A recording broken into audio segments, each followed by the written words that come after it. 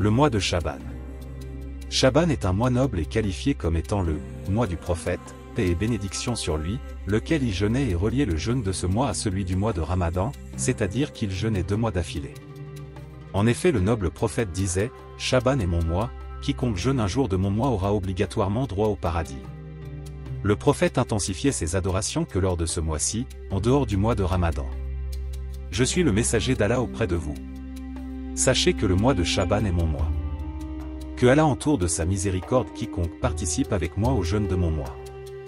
Si on ne peut pas faire le jeûne tous les jours du mois, on pourrait se contenter de 3 jours de jeûne avec l'accomplissement de 2 rakas de prière la nuit. Dans chaque raka on doit réciter la sourate Fatiha 1 fois et la sourate Al-Ikhlas 11 fois. L'attitude du prophète, durant ce mois, pourrait démontrer à elle seule son importance, cependant d'autres événements contribuent à aviver sa singularité. On peut citer par exemple le changement de la Qibla, qui est intervenu durant cette période, ou encore la naissance du petit-fils du prophète l'imam Hussein. C'est aussi, lors de ce mois, qu'ont été rendues obligatoires aux croyants les salutations au prophète. C'est aussi le mois qui renferme une nuit appelée la nuit de la décision. Voilà autant d'événements qui justifient l'importance de ce mois. Les actes de piété à accomplir pendant le mois de Chaban. Il y a 2 sortes d'actes de piété à accomplir pendant ce mois, les uns communs à tous les jours du mois, les autres ponctuels et s'accomplissent pendant des jours déterminés de ce mois. Les actes communs à tous les jours du mois. Dire chaque jour 70 fois. Astaghfirullah wa as'aluhu at-tawbah. Je demande pardon à Allah et je me repens auprès de lui. Dire chaque jour 70 fois. Astaghfirullah alladhi la ilaha illa wa huwa ar-rahmanur rahim al-hayyul qayyum wa atubu ilayh. Je demande pardon à Allah, point de Dieu que lui, le miséricordieux, le clément, le vivant, l'absolu, et je me repens auprès de lui. Il est à noter que l'istighfar, la demande de pardon à Allah, est le meilleur des duas et des actes d'adoration au mois de Chaban.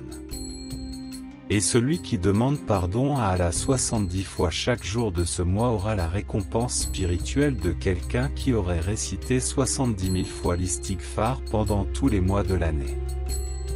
Faire l'aumône, ne serait-ce qu'avec la moitié d'une date, si l'on n'a pas les moyens, pour qu'Allah interdise l'enfer à son corps.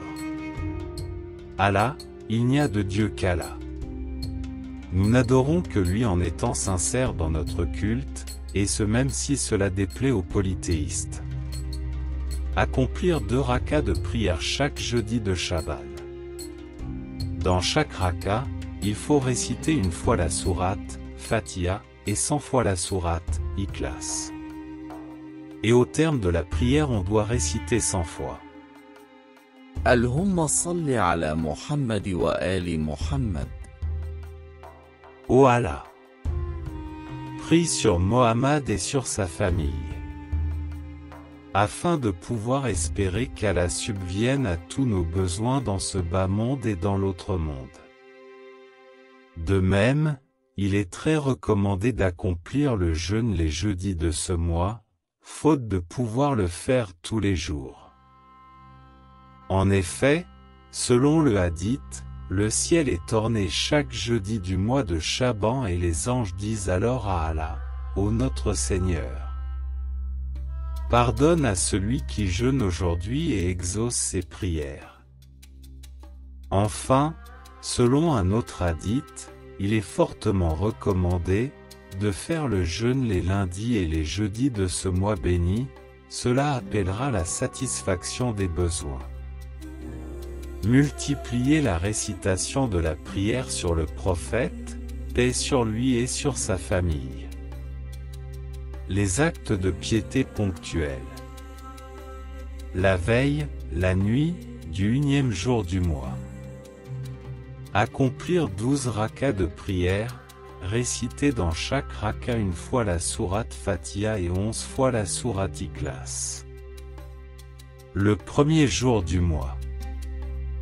Il est très recommandé qu'on accomplisse le jeûne ce jour-là et qu'on fasse la nuit 2 rakas de prière, et qu'on récite dans chacune d'elles la sourate Fatiha 1 fois et la sourate Ikhlas 11 fois. Le 3e jour du mois. C'est un jour béni marqué par la naissance de l'imam Al-Hussein, paix sur lui. Al-Hussein ibn Ali, dit aussi Seyyid al-Shuhada, prince des martyrs, est un révolutionnaire, né le 10 janvier 626 à Médine et mort le 10 octobre 680 lors de la bataille de Karbala, est le fils d'Ali ibn Abi Talib et de Fatima Zahra, et par celle-ci il est aussi le petit-fils de Mahomet. Tous les actes de piété, et tout particulièrement le jeûne, sont très recommandés ce jour dans lequel on commémore l'anniversaire du maître des martyrs, le petit-fils du prophète, paix sur lui. Certains se posent peut-être la question à savoir qui est l'imam Hussein. En réalité, la question ne se pose pas pour un musulman, sachant que son grand-père est le bien-aimé des cieux et de la terre, le sceau de la prophétie, celui qui face au Seigneur a le seul pouvoir d'intercession suprême, le prophète. Sa grand-mère, la sainte Khadija, est celle à qui le prophète a dit « Sache que ton Seigneur t'adresse ses salutations par-delà les 7 cieux, Bouhari ». Il lui dit aussi « Khadija auprès d'Allah, tu es la maîtresse des femmes pieuses de l'humanité, Bouhari ». Son père n'est nul autre que l'imam Ali, 4e calife et successeur du prophète, celui dont le prophète disait « Celui dont je suis son maître qu'il sache alors que Ali est aussi son maître ». Tirmidhi, je suis la cité du savoir et Ali en est la porte, Al-Hakim. Sa mère, la sainte Fatima Zahra, fille chérie du prophète, est celle qui s'est démarquée par la piété jusqu'à ce que son père confie à ses compagnons, tout comme sa mère. Fatima est la maîtresse des femmes pieuses de l'humanité, Bukhari. Le prophète l'évoquait en disant « Je suis de Fatima est de moi, ce qui la réjouit me réjouit, ce qui la contrarie me contrarie, Muslim ». Quant à son frère, c'est le savant, le pieux, le commandant des croyants, l'imam Hassan. Le maître des jeunes habitants du paradis, comme le définissait le prophète en personne. Depuis le sceau de la prophétie, la terre n'a pas connu de jeune plus valeureux et vertueux que lui. Le prophète disait en parlant de lui, « Mon petit-fils Hassan est un noble maître et par sa grâce le Seigneur enlèvera une grande discorde au sein de ma communauté, Bukhari ». L'imam Hussein, issu de la noblesse et de la piété, a su être à la hauteur de ses aïeux. Le prophète lui a accordé son amour et disait « Je suis une partie de Hussein et Hussein est une partie de moi ». Ô Seigneur aime celui qui l'aime et maudit celui qui le déteste.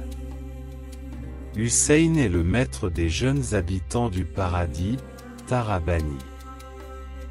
Hussein, le brave, est celui qui durant des jours a tenu face à l'oppression, au combat et à la torture. Il succomba et devint le martyr de Karbala suite à la soif aveugle de pouvoir des ennemis de l'islam. 1000 salutations à notre bien-aimé, le prophète pour avoir proclamé, Fatima, Ali, leurs 2 enfants Hassan, Hussein et moi-même habiterons, tous ensemble, au paradis, dans la même demeure, Bayaki. C'est au cours de ce mois de Chaban béni, que la communauté des croyants, les amoureux du prophète et de sa famille, commémore dignement la naissance de notre maître Hussein. Celui dont la lumière suffit pour illuminer à jamais le mois de Chaban. Seigneur, je ne veux pas d'un cœur qui ne renferme pas un amour pour ton bien-aimé et sa noble descendance. Puis on récite le dua suivant de l'imam Al-Hussein, paix sur lui, lequel fut le dernier dua qu'il récita lorsque ses ennemis et assaillants l'attaquèrent en grand nombre, le jour de Ashura, le 10 Muharram. La nuit de la décision. Mis à part la nuit du destin, il existe ce que l'on nomme la nuit de la décision. La nuit de la destinée est celle durant laquelle les décisions sont prises. Puis c'est au cours de la nuit de la décision qu'elles sont mises en application. On peut dire tout bonnement que c'est au cours de la nuit du destin que le Seigneur décrète et qu'au cours de la nuit de la décision les anges appliquent. Plusieurs hadiths l'expliquent, on peut citer les suivants. Lorsqu'arrive la 15e nuit de Chaban, l'ange de la mort reçoit des tablettes dans lesquelles il est inscrit le nom de ceux dont la mort a été décrétée. Ces derniers vivent alors dans les projets sans savoir que leur nom figure sur la liste des morts. Ibn Abi Dunya. Il n'y a aucune âme qui subit la mort sans que celle-ci ne soit décrétée auparavant durant le mois de Chaban, Al-Khatib. Au cours du mois de Chaban, Allah ouvre pour ses serviteurs les portes de la vie et de la mort ainsi que celles de la subsistance. Al-Bayak. Jibril est venu me voir pour me dire que dans cette nuit, du milieu de Chaban, le Seigneur gracie les hommes de la fournaise. Al-Bayaki. Aïcha a dit, j'ai vu le prophète prier durant la nuit du milieu de Chaban et dire c'est au cours de cette nuit que le Seigneur décide des naissances et des morts. Il y élève les bonnes actions et fait descendre les subsistances. Al-Bayaki. Hormis ces hadiths, énormément d'autres invitent les musulmans à l'adoration, à la prière, au jeûne et à la bienfaisance d'une manière générale. Ceci durant tous les jours de l'année mais plus particulièrement durant les jours de Chaban, et surtout sa 15e nuit. Qui ne cherche pas l'absolution? Qui est donc celui qui refuserait l'agrément de son Seigneur?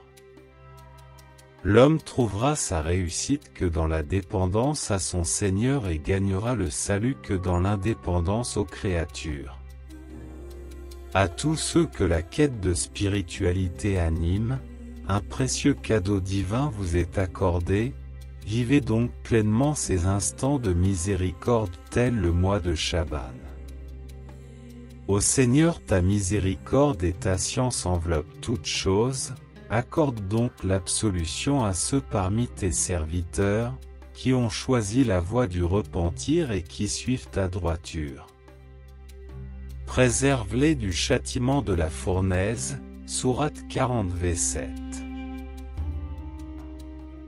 Les 3 nuits blanches du mois, la veille la nuit du 13, du 14 et du 15.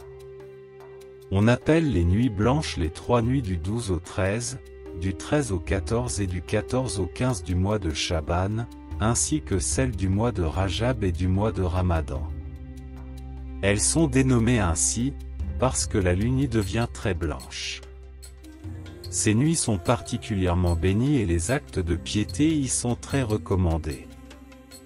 Parmi ces actes de piété recommandés figure l'accomplissement de 2 rakas de prière dont chacune comporte la lecture de la sourate Al-Fatiha, la sourate Yasin, la sourate Al-Mulk et la sourate Al-Tawhid, pendant la nuit du 12 au 13, de 4 rakas, 2 fois 2 rakas, pendant la nuit du 13 au 14, et de 6 rakas, 3 fois 2 rakas, pendant la nuit du 14 au 15.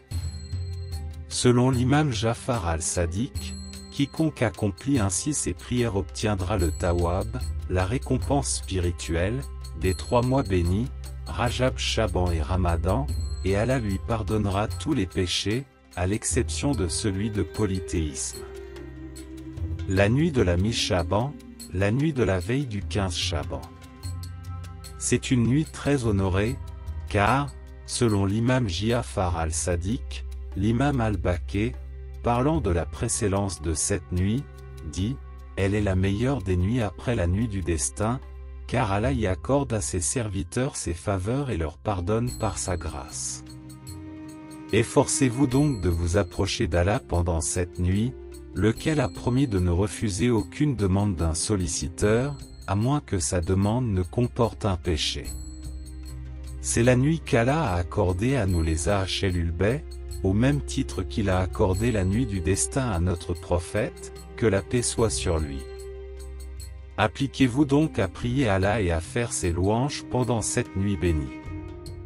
Parmi les grandes bénédictions de cette nuit, il faut retenir surtout l'anniversaire de la naissance du sultan des temps, l'imam du temps, l'imam al-Mahdi, né avant l'aube, le 15 Chaban de l'an 255 de l'Hégire, à Saramanra, Samara en Irak.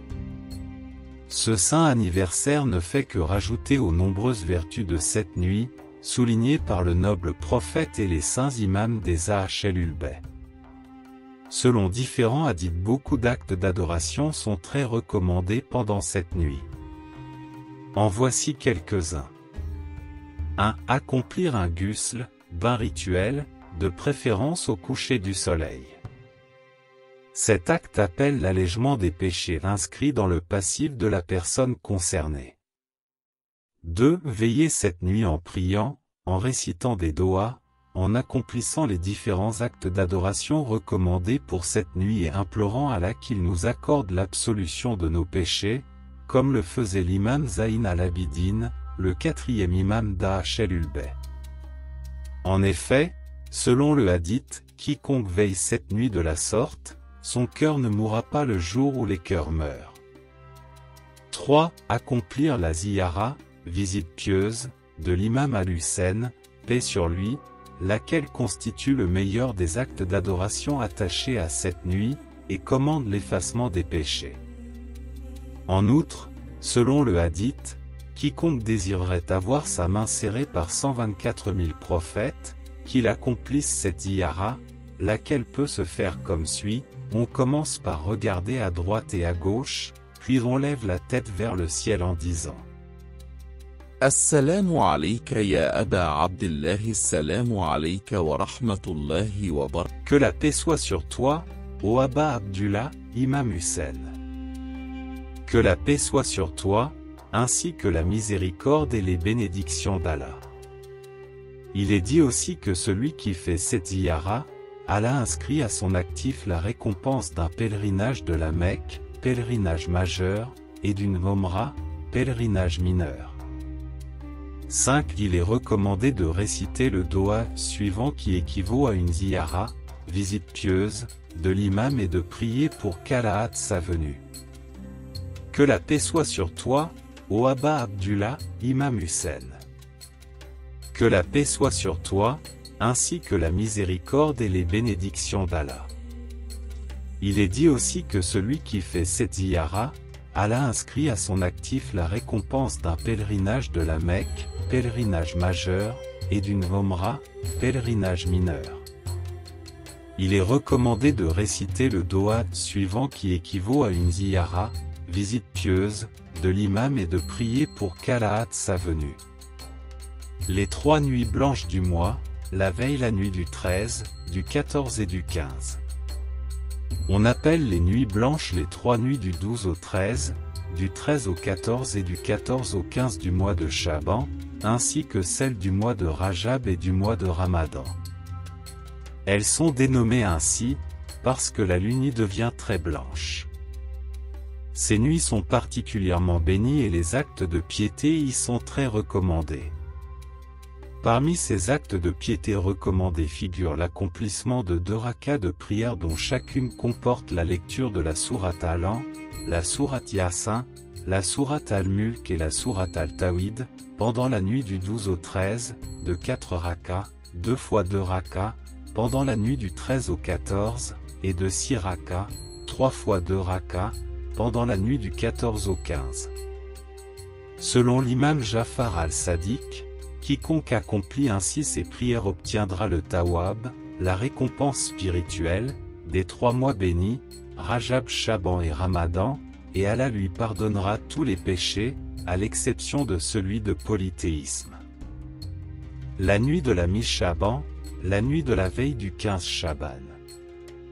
C'est une nuit très honorée, Car, selon l'imam Ja'far al-Sadiq, l'imam al-Baqi, parlant de la précédence de cette nuit, dit « Elle est la meilleure des nuits après la nuit du destin, car Allah y accorde à ses serviteurs ses faveurs et leur pardonne par sa grâce.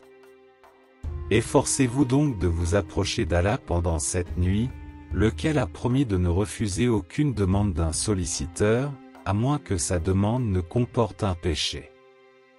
C'est la nuit qu'Allah a accordée à nous les Ahlul-Bayt, au même titre qu'il a accordé la nuit du destin à notre prophète, que la paix soit sur lui. Appliquez-vous donc à prier Allah et à faire ses louanges pendant cette nuit bénie. Parmi les grandes bénédictions de cette nuit, il faut retenir surtout l'anniversaire de la naissance du sultan des temps, l'imam du temps, l'imam al-Mahdi, né avant l'aube, le 15 Chaban de l'an 255 de l'Hégire, à Saramanra, Samara en Irak. Ce saint anniversaire ne fait que rajouter aux nombreuses vertus de cette nuit, soulignées par le noble prophète et les saints imams des Ahlul-Bayt. Selon différents hadiths, beaucoup d'actes d'adoration sont très recommandés pendant cette nuit. En voici quelques-uns.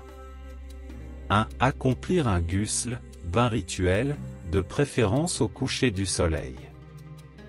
Cet acte appelle l'allègement des péchés inscrits dans le passif de la personne concernée.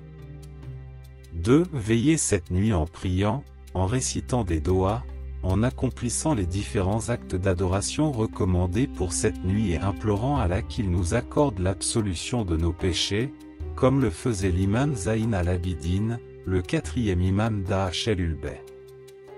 En effet, selon le hadith, quiconque veille cette nuit de la sorte, son cœur ne mourra pas le jour où les cœurs meurent. 3. Accomplir la ziyara, visite pieuse, de l'imam al-Hussein, paix, laquelle constitue le meilleur des actes d'adoration attachés à cette nuit, et commande l'effacement des péchés. En outre, selon le hadith, quiconque désirerait avoir sa main serrée par 124 000 prophètes, qu'il accomplisse cette ziyara, laquelle peut se faire comme suit: on commence par regarder à droite et à gauche, puis on lève la tête vers le ciel en disant: السلام عليك يا أبا عبد الله السلام عليك ورحمة الله وبركاته. Que la paix soit sur toi, ô Abba Abdullah, Imam Hussein. Que la paix soit sur toi, ainsi que la miséricorde et les bénédictions d'Allah. Merci de vous abonner à la chaîne et activer la cloche de notification pour ne rien louper de nos prochaines vidéos.